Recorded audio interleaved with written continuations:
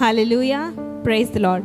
Joyful VCI or online சர்வீஸ்க்கு உங்கள் எல்லோரையும் நாங்கள் அன்போடு கூட வரவேற்கிறோம். இப்பொழுது கூட வேதத்திலிருந்து ஒரு பகுதியை நாம் வாசிக்கலாம். சங்கீதம் 133. இதோ சகோதரர் ஒருமித்து வாசம் பண்ணுகிறது, எத்தனை நன்மையும் எத்தனை இன்பமுமானது. அது ஆரோனுடைய சிரசின் மேல் ஊற்றப்பட்டு அவனுடைய தாடியிலே வடிகிறதும் அவனுடைய அங்கிகளின் மேல் இறங்குகிறதுமான நல்ல தைலத்துக்கும் எர்மோன் மேலும் சியோன் பர்வதங்கள் மேலும் இறங்கும் பனிக்கும் ஒப்பாயிருக்கிறது. அங்கே கர்த்தர் என்றென்றைக்கும் ஆசீர்வாதத்தையும் ஜீவனையும் கட்டளையிடுவாராக. ஆமேன். இப்பொழுது கூட சிஸ்டர் எஸ்தர் அவர்கள் ஜெபிப்பார்கள். அன்புள்ள தகப்பனே, ஸ்தோத்திரிக்கம் துதிக்கிறோம் ஏசப்பா. ஆண்டவரே, இந்த வேலை கூட ஏசப்பா, ஆண்டவரே துதிக்க இந்த ஸ்தலத்துக்கு கூட்டிகிட்டு வந்துடு, அதுக்காக நன்றி ஏசப்பா. தகப்பனே, ஆன்லைனில் பார்த்துட்டு இருக்க ஒவ்வொருவரையும் நீர் ஆசீர்வதிங்க ஏசப்பா. தகப்பனே, நீரே ஆண்டவரே இந்த ஆராதனை முழுவதும் உங்கள் கருத்தில் ஒப்பு கொடுக்குறோம். நீர் ஒவ்வொருவரையும் ஆசீர்வதிங்க வல்லுனத்துக்குமே பிரேசின் பிதாவே ஆமேன். ஹல்லேலூயா. நம் தேவன் கடந்த வாரம் முழுவதும் நம்மளை கண்மணி போல காத்து வழி நடத்தினார். அவரை துதித்து ஸ்தோத்தரித்து ஆராதிப்போவாங்க. துதித்து பாடிட பாத்திரமே, தூங்கவனேசுவின் நாமமதே. துதித்து பாடிட பாத்திரமே, தூங்கவனேசுவின் நாமமதே. துதிகளின் மத்தியில் வாசம் செய்யும் தூயனை நேரமாய் ஸ்தோத்தரிப்போமே. அற்புதமே அவர் நடத்துதலே, ஆனந்தமே பரமானந்தமே. நன்றியால் உள்ளமே மிக பொங்கிடுதே, நாம் அல்லேலூயா துதி சாற்றிடுவோம். நன்றியால் உள்ளமே மிக பொங்கிடுதே, நாம் அல்லேலூயா துதி சாற்றிடுவோம். கடந்த நாட்களில் கண்மணி போல் கருத்துடன் நம்மை காத்தாரே. கடந்த நாட்களில் கண்மணி போல் கருத்துடன் நம்மை காத்தாரே. கர்த்தரையே நம்பி ஜீவித்திட கிருபையும் நீதான் ஸ்தோத்தரிப்போமே. அற்புதமே அவர் நடத்துதலே, ஆனந்தமே பரமானந்தமே.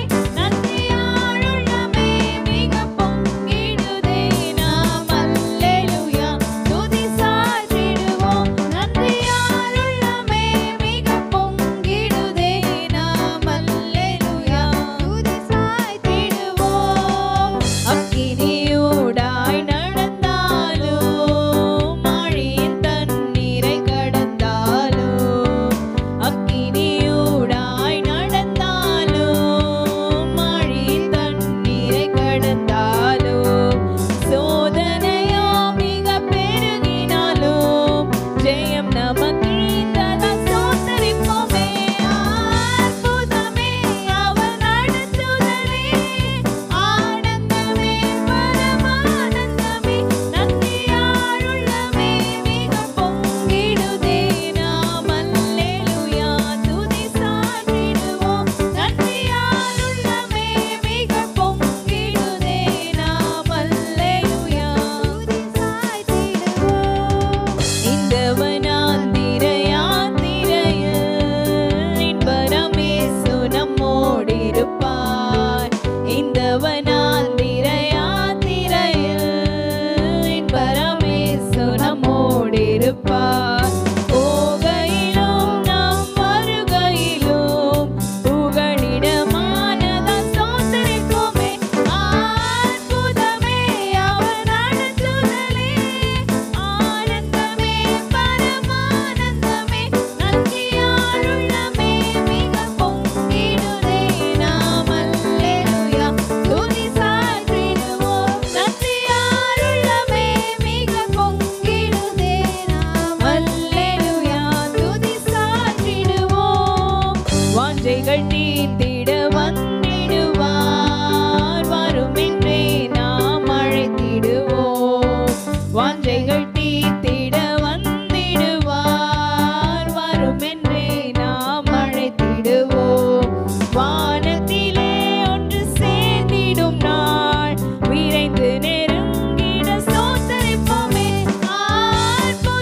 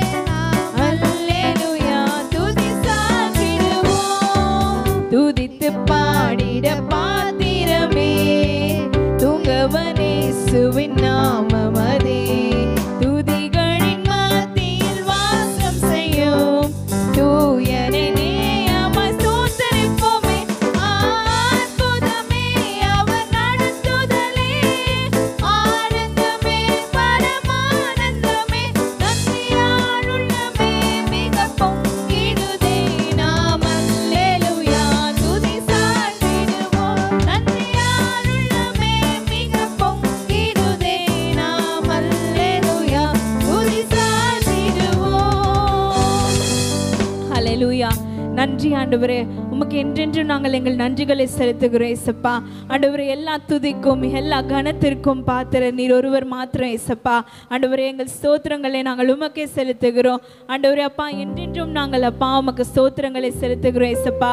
ஆண்டவரே அப்பா, உம்மை விட்டா எங்களுக்கு யாருமே இல்லை தகப்பனே. ஆண்டவரே அப்பா, நீங்க இல்லாம ஆண்டவரே அப்பா இந்த உலகத்துல ஆண்டவரே அப்பா வேறு யாரும் எங்களுக்கு நிரந்தரம் இல்லை ஏசப்பா. நீர் மாத்திரம் என்றென்றைக்கும் எங்களுக்கு சொந்தம் ஆண்டவரே. அப்பா, உம்மை மாத்திரம் நாங்கள் நம்பி இருக்கிறோம். கர்த்தர் நீர் எங்களை ஆண்டு கொள்ளுங்க, எங்களை வழி நடத்துங்க.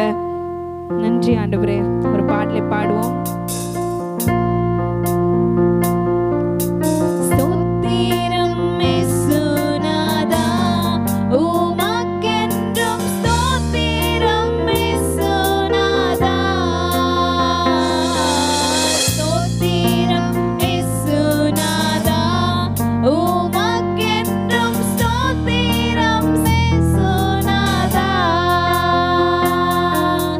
Sothiram Seigiro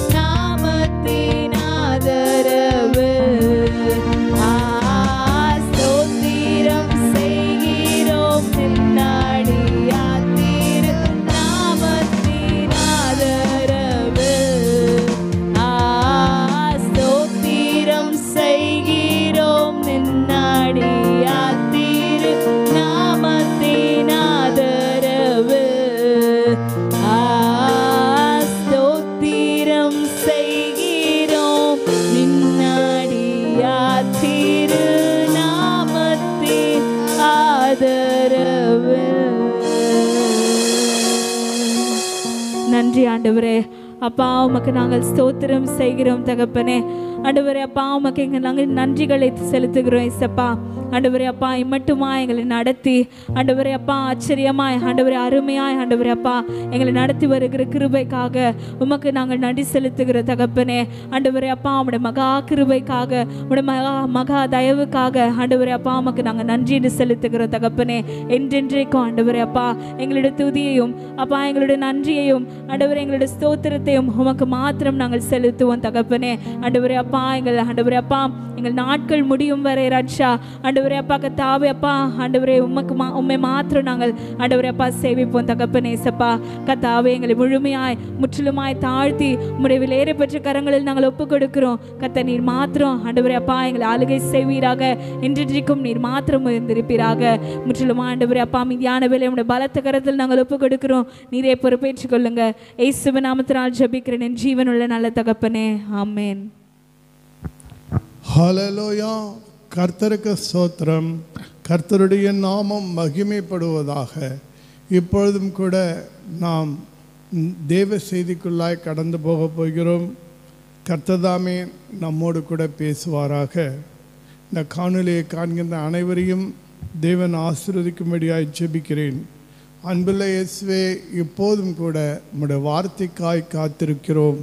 தேவரே எங்களோடு கூட உங்கள் வார்த்தையின் மூலமாய் பேசும்படியாக தாழ்மையுடன் கேட்டுக்கொள்கிறோம். நல்ல பிதாவே, ஆமென்.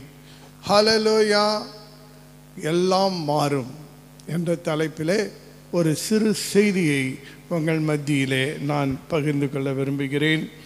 யோபு புஸ்தகத்திலே 14வது அதிகாரத்திலே 14வது வசனம், எனக்கு மாறுதல் எப்போது வரும் என்று எனக்கு குறிக்கப்பட்ட போராட்டத்தின் நாளெல்லாம் நான் காத்திருக்கிறேன். யோபுவை அறியாதவர்கள் யாரும் இல்லை. என்னால் யோபு பிசாசினாலே சோதிக்கப்பட்டான்.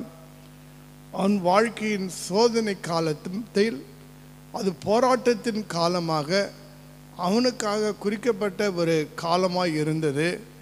அந்த காலத்திலே யோபு சொல்லுகிறான், எனக்கு மாறுதல் எப்போது வரும் என்று எனக்கு குறிக்கப்பட்ட போராட்டத்தின் நாளெல்லாம் நான் காத்திருக்கிறேன். யோபுவுக்கு அவ்வளோ சோதனைகள், அவ்வளோ பிரச்சனைகள். அவன் எல்லாவற்றையும் இழந்தான். தன்னுடைய சரீர சுகத்தையும் கூட இழந்தான். ஆஸ்திகளை இழந்தான். எல்லாவற்றையும் இழந்தான். தனக்கு எப்போது மாறுதல் வரும் என்று ஆவலோடு காத்திருக்கிறான். ஆவலோடு இந்த கேள்வியை கேட்கிறான். அவனுடைய வாழ்க்கையை மாறிற்றா? ஆம், நிச்சயமாய் மாறிற்று. அவனை தேவன் அபரிமிதமாய் ஆசீர்வதித்தார், ரெட்டிப்பாய் ஆசீர்வதித்தார். அவன் நாட்கள், துக்க நாட்கள் எல்லாவற்றையும் மாற்றி போட்டார். அவன் பட்ட கஷ்டங்கள், துன்பங்கள் எல்லாவற்றையும் மாற்றி போட்டார். இழந்ததைகளெல்லாம் கர்த்தர் திரும்பி தந்தார். யோபு சரித்திரத்தை நாம் அறிந்திருக்கிறோம். நம்முடைய வாழ்க்கையில் கூட பல போராட்டங்களை நாம் சந்தித்து கொண்டிருக்கிறோம். பல பிரச்சனைகளை சந்தித்து கொண்டிருக்கிறோம். நமக்குள்ளும் இதே மாதிரி தான் ஒரு கேள்வி எழும்புகிறது, எனக்கு மாறுதல் எப்பொழுது வரும் என்று சொல்லி. 10,000 சம்பாதிக்கிறவங்க, ஐயோ நான் எப்பொழுது 20,000 சம்பாதிக்கலாம், நல்ல நிலைமையிலே வாழலாமே என்று யோசிப்பார்கள். எப்பொழுது மாறும், என் சம்பள விகிதம் எப்பொழுது மாறும், அதிகமாய் வரும் என்றெல்லாம் எதிர்பார்க்கிறார்கள். சிலர் தினந்தோறும் சில பிரச்சனைகளை சந்தித்து கொண்டிருக்கிறார்கள். இந்த பிரச்சனைகள் மாறினால் நான் சமாதானத்துடன் வாழலாமே என்று. கடன் வாங்கினவன் இந்த கடன் சீக்கிரமாய் அடைபடையும் என்றால், நிச்சயமாக இதிலிருந்து விடுதலை கிடைக்கும் என்றால், என் வாழ்க்கையானது பொருளாதாரத்தில் சிறப்பாக இருக்குமே, நான் வாங்கும் சம்பளம், என் வருமானம் எல்லாம் கடனுக்கும் வட்டிக்குமே போய்கொண்டிருக்கிறது என்று சொல்லி துக்கப்படுகிறவனாய் இருப்பான். எல்லோருடைய வாழ்க்கையிலும் ஒரு மாற்றத்தை எதிர்பார்க்கிறார்கள். என் பள்ளி மாணவன் கூட ஒரு மாற்றத்தை எதிர்பார்க்கிறான். என்னுடைய ஸ்கூல் படிப்பு எப்பொழுது முடியும், அடுத்தது நான் எப்போது கல்லூரிக்குள்ளே நான் சென்று படிப்பேன், அதன் பிறகு நல்ல ஒரு வேலை எனக்கு எப்பொழுது கிடைக்கும் என்று சொல்லி ஒவ்வொருவரும் ஒரு மாற்றத்தை விரும்புகிறவர்களாக தான் இருக்கிறார்கள். பெற்றோர்கள் கூட தன் பிள்ளைகள் வளர்ந்து அவர்கள் எப்பொழுது பெரியவர்களாய் மாறி இந்த குடும்பத்தை தாங்குவார்கள் என்று சொல்லி அவர்கள் எதிர்பார்க்கிறவர்களாக இருக்கிறார். எல்லோருக்கும் ஒரு மாறுதல் தேவைப்படுகிறது. எல்லோருக்கும் ஒரு மாறுதலை எதிர்பார்க்கிறவர்களாக இருக்கிறார்கள். எல்லோருக்கும் ஏதோ ஒரு போராட்டம் இருந்து கொண்டு தான் இருக்கிறது. அந்த போராட்டத்தின் மத்தியிலே நாம் ஜீவித்து கொண்டு தான் இருக்கிறோம். உலகத்திலே உபத்திரம் உண்டு என்று ஆண்டவராய் இயேசு கிறிஸ்து சொல்லியிருக்கிறார். உலகத்தை நான் ஜெயித்தேன் என்று சொல்லியிருக்கிறார். இந்த உலகத்திலே உபத்திரங்கள் உண்டு. இந்த உபத்திரத்தின் மத்தியிலே நமக்கு ஒரு மாறுதல் வேண்டும். அந்த மாறுதலுக்காக கர்த்தரை நோக்கி நாம் பார்ப்போம். ஹல்லேலூயா. கர்த்தர் நம் வாழ்க்கையை மாற்ற வல்லவராயிருக்கிறார். ஒரு பாவியை நீதிமானாய் அவரால் மாற்ற முடியும். ஹல்லேலூயா. ஒரு வியாதிஸ்தனை சுகமுள்ளவனாக அவரால் மாற்ற முடியும். அவரால் செய்ய முடியாத அற்புதங்கள் எதுவுமே இல்லை. அவர் சர்வ வல்லவராய் இருக்கிறார். அவரால் எல்லாமே கூடும். மனுஷனாலே கூடாது, ஆனால் கர்த்தரால் கூடும். அவர் மேலே நாம் நம்பிக்கை வைப்போம். அவர் நம் வாழ்க்கையை மாற்றுகிறவராய் இருக்கிறார். கர்த்தருடைய நாமம் மகிமைப்படுவதாக. நாம் வாசிக்கிறோம் யோவான் 16வது அதிகாரத்தில் 20வது வசனத்தில் இயேசு சொல்லுகிறார், உங்கள் துக்கம் சந்தோஷமாய் மாறும் என்று சொல்லி. ஆம், துக்கத்தோடு வாழ்ந்து கொண்டிருக்கிறீர்களா? ஐயோ, கண்ணீரே உன் வாழ்க்கையாக இருக்கிறதா? பிரச்சனையே உன் வாழ்க்கையாக இருக்கிறதா? துன்பமே உன் வாழ்க்கையாக இருக்கிறதா? வியாதியே உன் வாழ்க்கையாக இருக்கிறதா? பயப்படாதீங்க. உங்கள் துக்கம், உங்கள் துயரம், உங்கள் வேதனைகள் எல்லாவற்றையும் நம் இயேசு மாற்ற வல்லவராய் இருக்கிறார். அல்லேலூயா. கர்த்தருடைய நாமம் மகிமைப்படுவதாக. எசேக்கியா என்ற ஒரு ராஜா இருந்தார். அவருக்கு வியாதி வந்து மரிக்கும் காலம் வந்து விட்டது. ஆண்டவரே சொல்லிவிட்டார், உன் வீட்டுக்காரங்களை ஒழுங்குபடுத்திக்கொள், நீ மரிக்க போகிறாய் என்று சொல்லி. அவன் செய்ததெல்லாம் என்ன தெரியுங்களா? கர்த்தரை நோக்கி கண்ணீரோடு ஒரு ஜெபம் பண்ணினான். கர்த்தர் உடனடியாக ஜெபத்துக்கு பதில் அளித்து, எசேக்கியாவே, உன் ஆயுஸ் நாட்களிலே நான் 15 வருஷம் கூட்டுகிறேன் என்று சொல்லி அவன் வியாதியை நீக்கி சுகப்படுத்தி அவன் ஆயுஸ் நாட்களை கூட்டி கொடுத்தார். பார்த்தீர்களா? வியாதியில் வேதனையில் இருக்கிறவர்களுக்கு அவர் உதவி செய்கிற தேவனாய் இருக்கிறார். உன் வியாதியில் உனக்கு மாறுதல் வேண்டுமா? கண்ணீரோடு கர்த்தரை நோக்கி ஜெபம் பண்ணு. ஒரு மனிதன் 38 வருஷமாக ஒரு பெதஸ்தா என்ற குளத்தில் ஒரு வியாதிஸ்தனாய் படுத்து கிடக்கிறான். அவனுக்கு உதவி செய்ய யாருமே இல்லை. ஒரு நாள் கர்த்தர் அவனை நோக்கி கேட்கிறார், நீ சொஸ்தமாக விரும்புகிறாயா என்று கேட்டு, ஒவ்வொரு நாளும் அவனுடைய எதிர்பார்த்தல் தான் சுகம் அடைய வேண்டும் என்று, தான் எழுந்து தன்னுடைய வேலைகளை தானே செய்து கொள்ள வேண்டும் என்று விருப்பமுடையவனாய் இருந்தான். ஆனால் அவன் சரீர பலவீனத்தினாலே, வியாதியினாலே அவனால் ஒன்றும் செய்ய முடியவில்லை. தனக்கு ஒவ்வொரு நாளும் எப்போது மாறுதல் வரும் என்று எதிர்பார்த்து காத்து கொண்டிருந்தான்.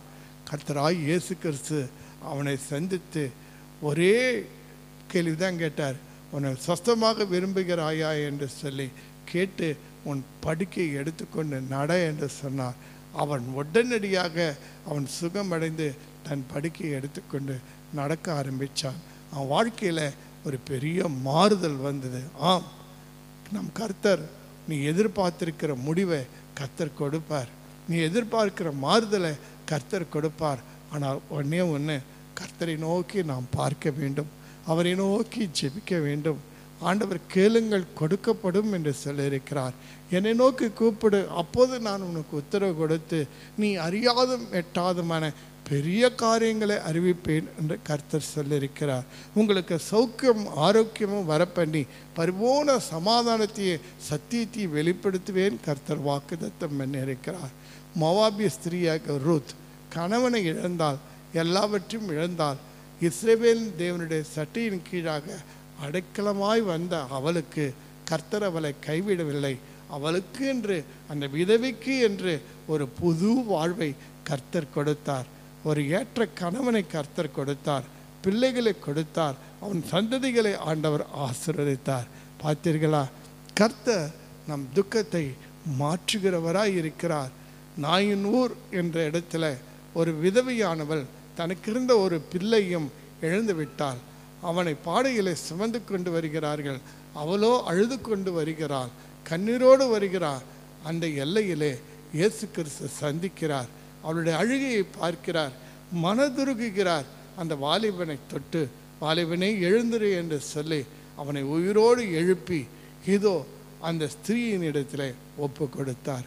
ஏன் இதை நான் உங்களுக்கு சொல்லுகிறேன் என்று சொன்னால், கர்த்தரை நோக்கி ஜெபம் பண்ணுங்க, உங்கள் வாழ்க்கையில் மாறுதல் உண்டாகும். கர்த்தர் மேலே நம்பிக்கை வைங்க, கர்த்தர் உங்களுக்கு மாறுதலை கொடுக்க அவர் வல்லவராய் இருக்கிறார். ஹல்லேலூயா. நாகமான் என்று ஒரு குஷ்டரோகி இருந்தான். அவன் சரீரம் முழுதும் குஷ்டம். அவனை எல்லோரும் வெறுப்பார்களே ஒழிய, அவனிடத்தில் பணம் உண்டு, ஆஸ்தி உண்டு, அந்தஸ்து உண்டு, அதிகாரம் உண்டு. ஆனால் அவன் குஷ்டரோகியாக இருந்தான். யார் அவனை விரும்புவார்கள்? ஆனால் அவன் சுகத்தை விரும்பினான். தனக்கு மாறுதல் வராதா என்று சொல்லி இஸ்ரவேலின் தேவனை நாடி வருகிறான். அங்கு யோர்தான் நதியிலே அவனை 7 முறை ஸ்நானம் பண்ணும்படியாக தீர்க்கதரிசி சொல்லுகிறார். அவன் 7 முறை ஸ்நானம் பண்ணின போது அவனுடைய சரீரம் ஒரு பிள்ளையின் சரீரத்தை போல் மாறிற்றான். பார்த்தீர்களா? அவனுடைய துக்கம் அன்று சந்தோஷமாய் மாறிற்று. அவன் வியாதி மாறிற்று, அவன் பலவீனம் மாறிற்று. அவனுக்கு புது வாழ்க்கை கிடைத்தது. அல்லேலூயா. அதே போலதான் நம்முடைய வாழ்க்கையிலும் கூட கர்த்தரை நோக்கி பார்ப்போம். கர்த்தர் நமக்கு உதவி செய்ய வல்லவராய் இருக்கிறார். அவரால் கூடாத காரியம் எதுவுமில்லை. உனக்கு மாறுதல் வருமா? யோபு மாறுதலுக்காக எதிர்பார்த்தான். மாறுதலை கேட்டு ஆண்டவரை நோக்கி ஜெபம் பண்ணினான். யார் ஒருவர் கர்த்தரை நோக்கி ஜெபம் பண்ணுகிறார்களோ அவருடைய வாழ்க்கையிலே நிச்சயமாய் மாறுதல் வரும். உங்கள் ஜெபத்தை கேட்டு உங்கள் வாழ்க்கையிலே அவர் மாற்றத்தை தர வல்லவராய் இருக்கிறார். அல்லேலூயா. கர்த்தருடைய நாமம் மகிமைப்படுவதாக. 2வது ஒரு காரியம் பார்க்கிறோம். உபாகம புஸ்தகத்திலே 23வது அதிகாரத்திலே 5வது வசனத்தை நாம் வாசிக்கும் பொழுது இப்படியாய் சொல்லப்பட்டிருக்கிறது. பாருங்கள், உன் தேவனாகிய கர்த்தர் உன்மேல் அன்பு கூர்ந்தபடியால் உன் தேவனாகிய கர்த்தர் அந்த சாபத்தை ஆசீர்வாதமாக மாற பண்ணினார். சாபங்கள் இருக்கும் என்றால் ஆசீர்வாதம் இருக்காது. ஆசீர்வாதம் இருக்கிற இடத்துல சாபம் இருக்காது. சாபம் இருக்கும் இடத்துல ஆசீர்வாதம் இருக்காது. சில பேருடைய வாழ்க்கையில் பொருளாதாரத்திலே ஆசீர்வாதம் இருக்காது. சில பேருடைய வாழ்க்கையில, குடும்ப வாழ்க்கையிலே கணவன் மனைவி சமாதானம் சந்தோஷம் இருக்காது. சில பேருக்கு பிள்ளை பாக்கியம் இல்லாமல் இருக்கலாம். சில பேருக்கு பிள்ளையே பிறக்காமலே இருக்கக்கூடிய சூழ்நிலை இருக்கலாம். இது மாதிரி பல காரியங்கள் சாபங்களினால் வருகிறதா இருக்கலாம். நல்லா சம்பாதிக்கலாம், ஆனால் ஒரு பைசா கூட மிச்சம் வராது. எல்லாம் கடனுக்கும் அதுக்கு இதுக்கும் செலவு பண்ணிடுவாங்க. திடீர் செலவு வரும். அதில் எல்லாவற்றையும் அவங்க பணம் செலவாயிடும். பணம் பத்தல் பையில் போட்ட மாதிரி இருக்கும். பார்த்திருக்கலாம். இதெல்லாம் சாபம்தான். இந்த சாபத்தை மாற்ற வல்லவராய் இருக்கிறார் நம் ஆண்டவராய் இயேசு கிறிஸ்து. உன் தேவனாய் கர்த்தர் உன்மேல் அன்பு கூர்ந்தபடியினாலே உன் தேவனாய் கர்த்தர் அந்த சாபத்தை ஆசீர்வாதமாக மாற பண்ணினார். நம் ஆண்டவராய் இயேசு கிறிஸ்து நம்முடைய சாபங்களை எல்லாம் அந்த கல்வாரி சிலுவையிலே சுமந்து தீர்த்து விட்டார். உன் வாழ்க்கையில் என்ன சாபங்கள் இருந்தாலும் சரி, இதோ பெற்றோர்கள் உன் மீது சாபம் இட்டிருக்கிறார்களா? ஏன் உனக்கு நீயே சாபம் இட்டுக்கொண்டாயா? அல்லது முன்னோர்கள் வழியாய் உன் வாழ்க்கையில் சாபம் வருகிறதா? உன் சரீரத்தின் ஆரோக்கியத்தை தடை செய்கிற சாபங்கள் இருக்கிறதா? அல்லது சந்ததிகள் வராதபடிக்கு ஏதாவது ஒரு சாபம் இருக்கிறதா? அல்லது என்ன உன் வாழ்க்கையில் எந்த விதமான சாபம் கிரியை செய்கிறது? உன் வாழ்க்கையில் எப்படிப்பட்ட காரியங்கள் சாபங்கள் கிரியை செய்தாலும் தேவனாகிய கர்த்தர் உன்மேல் அன்பு கொண்டபடியினாலே தேவனாகிய கர்த்தர் அந்த சாபங்களை எல்லாம் ஆசீர்வாதமாக மாற பண்ண வல்லவராய் இருக்கிறார். இயேசு உங்களுடைய சாபங்களை அவர் ஏற்றுக்கொள்கிறார். அதன் பிறகு ஆண்டவர் உங்களுக்கு ஆசீர்வாதத்தை கொடுக்க விரும்புகிறவராய் இருக்கிறார். இன்றைக்கு சாபத்திலே நீ அடிமைப்பட்டு இருப்பாய் என்றால், சாபம்தான் உன் வாழ்க்கையாக இருக்கும் என்றால், எல்லா காரியங்களும் உனக்கு தோல்வி, எல்லாவற்றிலும் நஷ்டம், எல்லாவற்றிலும் உன் வாழ்க்கையில் சமாதான குறைவு, கணவன் மனைவி பிரிவினை, பெற்றோர் பிள்ளைகள் பிரிவினை, ஐயா குணமாக்க முடியாத வியாதிகள் எதுவாக இருந்தாலும் சரி, ஆண்டவர் தாமே சந்ததி இல்லை, எனக்கு பிள்ளைகள் இல்லை, எனக்கு திருமணம் ஆகவில்லை, எதில் எடுத்தாலும் தடைகள் வருகிறது, பயப்படாதே. உன் தேவனாகிய கர்த்தர் உன்மேல் அன்பு கூர்ந்தபடியினாலே உன் சாபங்களை எல்லாம் ஆசீர்வாதமாக மாற பண்ணினார். இயேசு உன்னுடைய சாபங்களை அவர் சுமந்து கொண்டார். சாபத்திலிருந்து உனக்கு விடுதலை கொடுக்கிறார். சாபத்திலிருந்து நீ விடுதலை பெற்று நீ சமாதானத்தை, ஆசீர்வாதத்தை நீ சுதந்திரித்துக் கொள்வாய். கர்த்தருடைய நாமம் மகிமைப்படுவதாக. மூன்றாவது ஒரு காரியம் நாம் பார்க்கிறோம். யாத்திராகம புஸ்தகத்திலே நாம் வாசிக்கிறோம் 15வது அதிகாரத்திலே 23 25 வரைக்கும் நாம் வாசிக்கும் போது, இஸ்ரவேல் ஜனங்கள் வனாந்திரத்தின் வழியாய் கடந்து வரும்போது அவர்கள் மாராவில் வந்தபோது மாராவின் தண்ணீர் கசப்பாய் இருந்ததினாலே அதை குடிக்க அவர்களுக்கு கூடாதிருந்தது. அதனால் அவ்விடத்திற்கு மாரா என்று பெயரிடப்பட்டது. அப்பொழுது ஜனங்கள் மோசேக்கு விரோதமாய் முறுமுறுத்து எண்ணத்தை குடிப்போம் என்றார்கள். மோசே கர்த்தரை நோக்கி கூப்பிட்டான். அப்பொழுது கர்த்தர் மோசேக்கு ஒரு மரத்தை காண்பித்தார். அதை அவன் தண்ணீரிலே போட்டவுடனே அது மதுரமான தண்ணீராக மாறிற்று. ஹல்லேலூயா. கர்த்தருடைய நாமம் மகிமைப்படுவதாக. வாழ்க்கையிலே கசப்பு, கணவன் இருக்கலாம், மனைவி இருக்கலாம், பிள்ளைகள் இருக்கலாம், ஆனாலும் வாழ்க்கையிலே குடும்பத்திலே சமாதானம் இல்லை, சண்டைகள், சச்சரவு.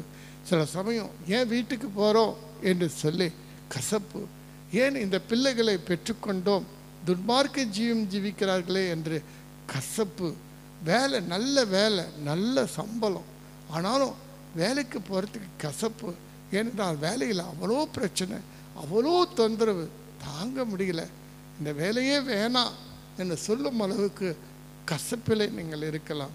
இது மாதிரி கசப்பின் அனுபவம் நிறைய இருக்கலாம். வீடு நல்லா வசதியாக இருக்கலாம், பெரிய வீடாக இருக்கலாம், ஆனால் அக்கம் பக்கத்தவர்கள் உன்னிடத்தில் எப்போதுமே உன்னிடத்தில் பிரச்சனையை உருவாக்கி கொண்டே இருக்கும்போது, இந்த இடத்துல நான் வசிப்பதை விட வேற எங்கேயாவது போய்விடலாமே, இவ்வளோ பெரிய வீடு இருந்து என்ன பிரயோஜனம், எனக்கு சமாதானம் இல்லையே என்று சொல்லி உங்களுக்குள்ளாக கசப்போடு கூட இருக்கலாம். கசப்புகள் எந்த ரூபத்தில் வேணுமானும் இருக்கலாம். நிறைய நண்பர்கள் இருக்கலாம், ஆனால் அவர்களெல்லாம் உங்களுக்கு கசப்பை தருகிறவர்களாக இருக்கலாம். கசப்பின் வேர் மகா ஆபத்தானது. கசப்பின் வேர் உன் வாழ்க்கையை கெடுத்து விடக்கூடியது. ஆக்கினாலே இந்த கசப்பு மாற வேண்டும். உன் வாழ்க்கையில் எந்த விதமான கசப்புகளை அனுபவித்து கொண்டிருக்கிறாய், கர்த்தரை நோக்கி பார். ஆண்டவரே, என் வாழ்க்கையெல்லாம் கசப்பாக இருக்கிறது என்று சொல்லி. நகோமி என்ற ஒரு ஸ்திரீ இருந்தால், அவள் மோவாப் தேசத்துக்கு போனாள். அங்கு தன்னுடைய கணவனை இழந்தாள், தன்னுடைய 2 பிள்ளைகளும் இழந்தாள். அவள் தனி மரமாய் மாறிவிட்டாள். அப்போது ஜனங்களை பார்த்து சொல்லுகிறார், நகோமி என்றால் இன்பமானவள் என்ற அர்த்தம். என்னை நகோமி என்று அழைக்காதீர்கள், என்னை மாறாள் என்று அழையுங்கள். நான் கசப்புள்ளவளாய் இருக்கிறேன், நிறைவோடு போனேன், நான் வெறுமையோடு திரும்பி வருகிறேன், என் வாழ்க்கை கசப்பாய் இருக்கிறது என்று சொல்லி அவள் சொல்லுகிறாள். பார்த்திருக்கிறா, சில பேரோட வாழ்க்கை இப்படி தான் இருக்கும். வாழ்க்கையில் எல்லாத்தையும் இழந்துட்டு இருப்பாங்க. ஏன் நான் வாழறேன்னு சொல்லி ஒரு கேள்வி இருக்கும், துக்கம் இருக்கும். அதுவே அவங்க வாழ்க்கையை வாழ்வதற்கு கசப்பாக இருக்கும். ஆனால் கர்த்தர் நகோமியை கைவிடவில்லை. அவள் திரும்பி நகோமி கர்த்தரை நோக்கி தான் வந்தாள். கர்த்தர் என்ன செஞ்சார், அவளுடைய மருமகள் மூலமாக ஒரு புது வாழ்க்கை அமைத்து, இது நகோமியின் மடியில் அவளுடைய தன் பேர பிள்ளைகளை வளர்க்கும்படியாய் கர்த்தர் கிருபை செய்தார். அவளுக்கு புது வாழ்க்கை, புது ஆரம்பம், புதிய அன்பு, புதிய தொடர்பை தேவன் உருவாக்கி கர்த்தர் அந்த கசப்பை மதுரமாய் மாற்றி கொடுத்தார். மதுரம் என்றால் தேனிலும் இனிமையானது. இஸ்ரவேல் ஜனங்கள் வனாந்திரத்தில் வரும் பொழுது தாகமாய் இருக்கிறார்கள், குடிக்க அங்கே தண்ணீரே இல்லை. ஆனால் அவர்களுக்கு தண்ணீர் ஒன்று தெரிகிறது. அதை சுசித்து பார்த்த போது அது கசப்பாய் இருக்கிறது. அவர்களுக்கு எவ்வளோ பெரிய ஏமாற்றமாய் இருக்கும். தாகமாய் இருக்கிறேன், ஆனால் தண்ணீர் இருக்கிறது, ஆனால் தண்ணீரை என்னால் குடிக்க முடியவில்லையே என்று அவர்கள் முறுமுறுத்தார்களாம். அப்போது மோசே கர்த்தரை நோக்கி கூப்பிடுகிறானாம். கர்த்தர் ஒரு மரத்தை காண்பித்தாராம். அந்த மரத்தை எடுத்து அந்த தண்ணீரில் போட்டபோது அந்த தண்ணீரானது மதுரமாய் மாறிற்று, தேனிலும் இனிமையாய் மாறிற்று. ஆம், கர்த்தர் நம்முடைய வாழ்க்கையில் வருவார் என்றால் அந்த மரம் யாருமே இல்லை, நம் ஆண்டவராக இயேசு அந்த கல்வாரி சிலுவையில் நமக்காக அறையப்பட்டார். அவர் நம் வாழ்க்கையில் வருவார் என்றால் உன் வாழ்க்கையில் இருக்க பாவங்கள், சாபங்கள், கசப்புகள் எல்லாவற்றையும் அவர் எடுத்துக்கொள்வார். உன் வாழ்க்கையை மதுரமாய் மாற்றி கொடுப்பார். உன் வாழ்க்கையை தேனிலும் இனிமையாய் மாற்றி கொடுப்பார். வாழ்க்கையில் ஒரு பிடிப்பு வரும். வாழ்க்கை வாழ வேண்டும் என்று சொல்லி உனக்குள்ளாய் ஒரு உணர்வு வரும். நீ ஆசீர்வாதமாய் இருப்பது மாத்திரமல்ல, பிறருக்கும் ஆசீர்வாதமாய் இருக்கும். நீ வாழ்வதற்கு ஒரு அர்த்தத்தை தேவன் உருவாக்கி கொடுக்கிறவராய் இருப்பார். அது கர்த்தரால் கூடும். நீ என்ன கசப்பை நீ சந்திச்சிட்டு இருக்கிறியோ தெரியல எனக்கு, ஆனால் கர்த்தருக்கு தெரியும். கர்த்தரை நோக்கி ஜெபம் பண்ணு. மோசே கர்த்தரை நோக்கி கூப்பிட்டான். கர்த்தரை நோக்கி நீயும் கூப்பிட்டு பாருங்கள், உங்களுடைய கசந்த மாறா மதுரமாய் மாறும். உன் கசப்புள்ள வாழ்க்கை தேனிலும் மதுரமாய் மாற்றி கொடுப்பார். நல்ல ஒரு மனைவி, நல்ல கணவன், நல்ல பிள்ளைகள், நல்ல சூழ்நிலைகள், நல்ல எதிர்காலம், சமாதானம், சந்தோஷம், இவைகளெல்லாம் நம் தேவனால் மாத்திரமே தர முடியும். அது கர்த்தர் உங்களுக்கு கொடுப்பார். கர்த்தரை நோக்கி கூப்பிடுங்கள், உங்கள் வாழ்க்கையானது மாறும். ஹல்லேலூயா. நாம் அடுத்தது வாசிக்கிறோம் ஆதியாகம புஸ்தகத்திலே 50வது அதிகாரத்திலே 20வது வசனத்திலே, நீங்கள் எனக்கு தீமை செய்ய நினைத்தீர்கள், தேவனோ அதை நன்மையாக முடிய பண்ணினார். உங்களுக்கு தெரியும் பாருங்கள், யாக்கோபுக்கு அவனுடைய பிள்ளைகள் என்ன இருந்தால் அல்ல, ஒரு பிள்ளை யோசேப்பு.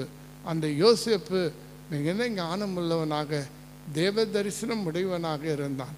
ஆனால் அந்த யோசேப்பின் மீதோ இது அவனுடைய சகோதரர்கள் எல்லோரும் பொறாமைப்பட்டார்கள், அவனை பகைத்தார்கள், அவனை அடிமையாய் விற்று பட்டார்கள்.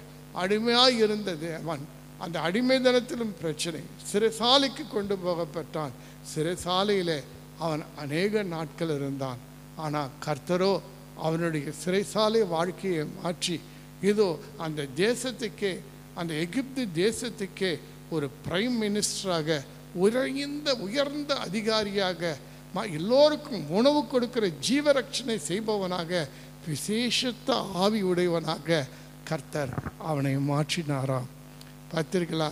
ஆகினால்தான் அவன் தன் சகோதரர்களை பார்த்து சொல்லுகிறான், நீங்கள் எனக்கு தீமை செய்ய நினைத்தீர்கள், தேவனோ அதை நன்மையாக செய்து முடித்தார் என்று. உன் வாழ்க்கையில் உன்னோடு கூட இருக்கிறவர்கள், உன் நண்பர்கள், அல்லது உன் கூட வேலை செய்கிறவர்கள், அல்லது உன்னுடைய வியாபாரத்தில், அல்லது நீ வாழும் சமுதாயத்தில், ஐயா நீ எங்கே இருந்தாலும் சரி, உனக்கு தீமை செய்ய சத்துரு நினைப்பான் என்று சொன்னால், தீமை செய்ய மனிதர்கள் நினைப்பார்கள் என்று சொன்னால், தீமை உன் வாழ்க்கையில் வரும் என்று சொன்னால், கர்த்தரையே நம்பி இருங்கள், கர்த்தரையே உறுதியாய் பிடித்து கொள்ளுங்கள். கர்த்தர் நிச்சயமாய் உங்கள் தீமையை நன்மையாய் மாற்றி கொடுப்பார். தேவனிடத்தில் அன்பு கூறுகிறவர்களுக்கு சகலமும் நன்மைக்கு ஏதுவாய் நடக்கிறது என்று வேதம் சொல்கிறது. ஆகினாலே நான் இவனை நம்பினேன், இவர் நேசித்த இவங்களை, என் சொந்த சகோதரன் என்னை ஏமாற்றிட்டான், என் சொந்த சகோதரி என்னை ஏமாற்றி விட்டாள், நான் நம்பின நண்பன் என்னை ஏமாற்றி விட்டார், நான் உண்மையாக இவங்களுக்கு என் எஜமானுக்கு வேலை செஞ்சேன், ஆனால் அவரும் என்னை கைவிட்டுட்டாரு என்று சொல்லி உங்கள் வாழ்க்கையில் நீங்கள் மிகுந்த ஏமாற்றத்தோடு கூட தீமையை அனுபவித்து கொண்டு நீங்கள் வாழ்ந்து கொண்டிருக்கலாம். ஆனால் கர்த்தரை நோக்கி பாருங்கள், உம்மை உறுதியாய் பற்றி கொண்ட மனதை உடையவன், உம்மையே நம்பியிருக்கிறபடியினாலே அவனை பூர்ண சமாதானத்துடன் காத்துக்கொள்வே. கர்த்தரை நம்புங்கள், கர்த்தராகிய யெகோவா நித்திய கண்மலையாக இருக்கிறார். உன் வாழ்க்கையில் நீ சந்தித்து கொண்டிருக்கிற, அனுபவித்து கொண்டிருக்கிற தீமைகளை எல்லாம் கர்த்தர் நன்மையாய் மாற்றி கர்த்தர் உன்னை ஆசீர்வதிக்க வல்லவராயிருக்கிறார். அல்லேலூயா. கர்த்தருடைய நாமம் மகிமைப்படுவதாக. அடுத்தது நாம் வாசிக்கிறோம் யோபு 42வது அதிகாரம் 10வது வசனத்திலே நாம் வாசிக்கிறோம். நாம் வாசிக்கிறோம், யோபு தன் சிநேகிதருக்காக வேண்டுதல் செய்த போது கர்த்தர் அவன் சிறையிருப்பை மாற்றினார்.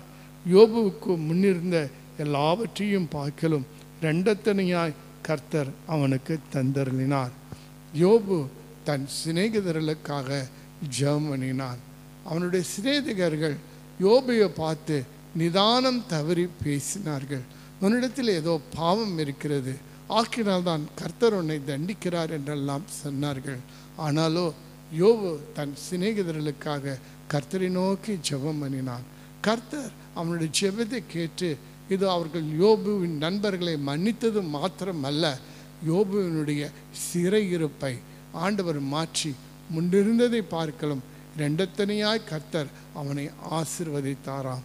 யோபுவின் வாழ்க்கை பயங்கரமான ஒரு வாழ்க்கை, சோதனை நிறைந்த வாழ்க்கை, அவன் இழப்பு நிறைந்த ஒரு வாழ்க்கை, துக்கம் நிறைந்த ஒரு வாழ்க்கை, வியாதி நிறைந்த ஒரு வாழ்க்கை, கசப்பு நிறைந்த வாழ்க்கை. அவன் வாழ்க்கையில் எல்லா துன்பங்களையும் அனுபவித்து விட்டான்.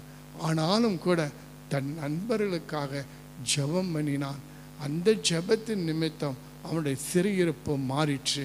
அருமையான தேவ பிள்ளைகளே, நீங்கள் பல கஷ்டங்களை அனுபவித்து கொண்டு இருக்கலாம், பல தீமைகள் அனுபவித்து கொண்டிருக்கலாம், பல துன்பங்களுக்கு நடுவில் நீங்கள் கடந்து போய் கொண்டிருக்கலாம். உங்களுடைய நண்பர்களுக்காக, உங்களைப் போலவே வேதனைப்படுகிறவர்களுக்காக, உங்களைப் போலவே துக்கப்படுகிறவர்களுக்காக, ஐயா வியாதிஸ்தர்களுக்காக, கைவிடப்பட்டவர்களுக்காக, ஒன்றுமே செய்ய முடியாமல் இருக்கிறார்கள் அவர்களுக்காக கர்த்தரை நோக்கி திரைப்பலில் நின்று அவர்களை ஆசீர்வதிக்கும்படியாய், அவர்களை ரட்சிக்கும்படியாய், அவர்களை விடுவிக்கும்படியாய் கர்த்தரை நோக்கி ஜெபம் பண்ணி பாருங்களேன். நீங்கள் ஜெபிக்கும் போது ஆண்டவர் அவர்களுக்கு விடுதலையை கொடுப்பார், அவர்களை ஆசீர்வதிப்பார், அவருடைய வாழ்க்கையை மாற்றுவார்.